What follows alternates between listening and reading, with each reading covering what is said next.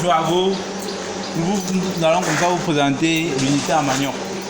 Ici, ça c'est la chambre où on va nettoyer le manioc. Et cette chambre ici, il y aura plusieurs personnes qui vont participer au nettoyage de ce manioc. Le manioc qui va directement venir des champs. Et une fois que le manioc est nettoyé, on va directement le passer à la machine qui va laver le manioc que voici en acier inoxydable.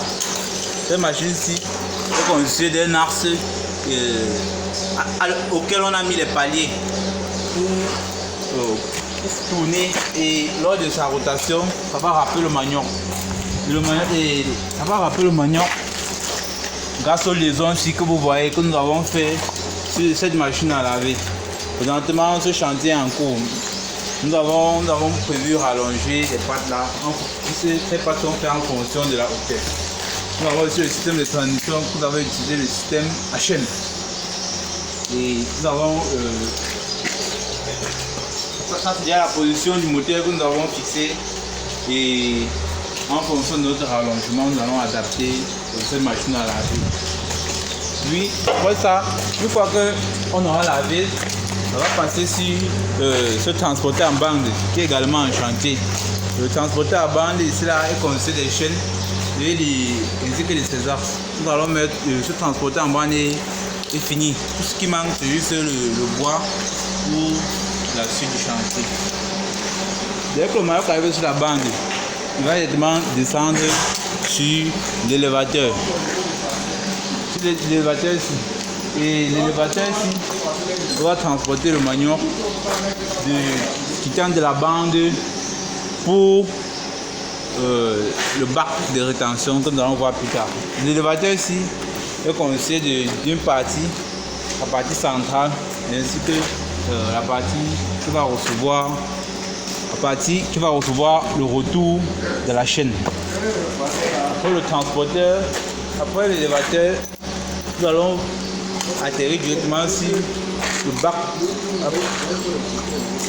Le transporteur ici, il est constitué de deux parties essentielles comme il a nécessité beaucoup de travail et aussi beaucoup d'efforts.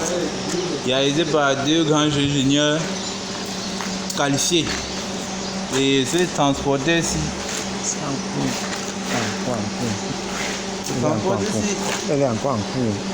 est encore en cours de fabrication. Une fois que le manioc traverse l'élévateur, il va arriver dans le bac de rétention. Il va arriver directement dans ce bac de rétention qui est également en cours. Pour l'instant, nous avons prévu un système de pluge pour évacuer l'eau qui va sortir dans ce bac de rétention. Une fois qu'il arrive dans le bac de rétention, on aura les manœuvres qui vont faire passer le manioc directement du bac vers les machines à écraser qui sont également en cours de fabrication, comme vous pouvez le constater. Tout ce qui manque, c'est juste le ponçage de ces machines-là. Nous avons là les trémies et les machines à écraser. Dès que les machines sont écrasées,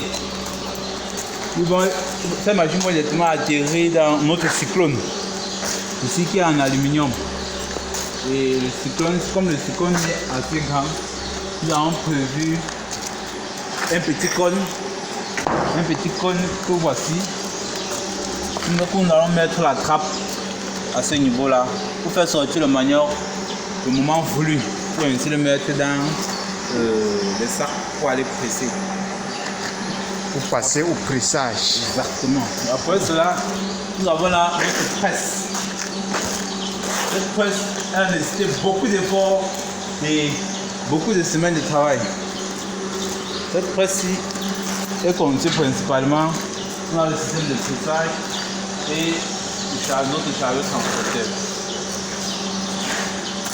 Le manioc est chargé directement la pâte de manioc qui directement du cyclone pour le chariot. Et c'est là que les opérateurs vont charger le manioc, les empiler les uns sur les autres à l'aide des grillages. Puis ils vont le passer dans notre presse. Et une fois que ça entre dans la presse, nous avons en bas un cric ainsi qu'avec 2 liaisons glissières pour guider en translation le mouvement de la plaque. Ce critique va nous permettre de soulever la plaque du bas vers le haut pour assurer ainsi le pressage. Une fois que le pressage sera fini, nous allons tirer notre chariot